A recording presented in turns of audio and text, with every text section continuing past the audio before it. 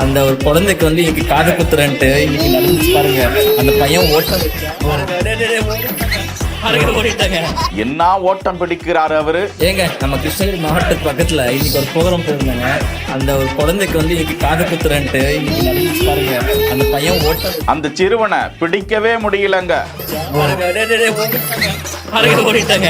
ஐயோ ஐயோ ஐயோ ஐயோ அந்த ஓட்டு பாருங்களேன். ஐயோ கிடைச்சிட்டாங்க. ஆனாலும் அவங்க அப்பா அம்மா கூட்டு வந்து குத்தன்னு குத்தி களை கட்டிய காதணி திருவிழா. ஆளை பிடிச்சி கொண்டு வந்து காதை குத்திட்டாங்கப்பா.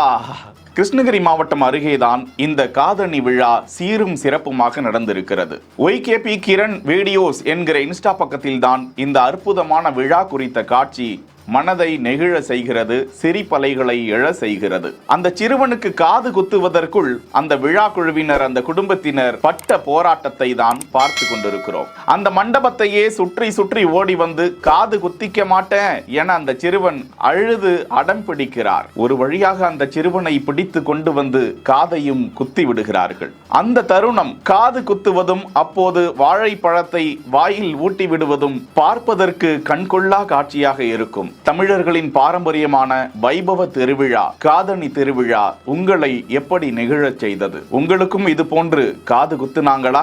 செய்திகளை உடனுக்குடன் தெரிந்து கொள்ள பிஹைண்ட் வுட்ஸ் நியூஸ் வாட்ஸ்அப் சேனலுடன் இணைந்திருங்கள். செய்திகளை வழங்கியோர் GT ஹாலிடேஸ், மெட்வே ஹாஸ்பிட்டல், சாலையா காட்டன் தோத்தி ஷர்ட்ஸ்.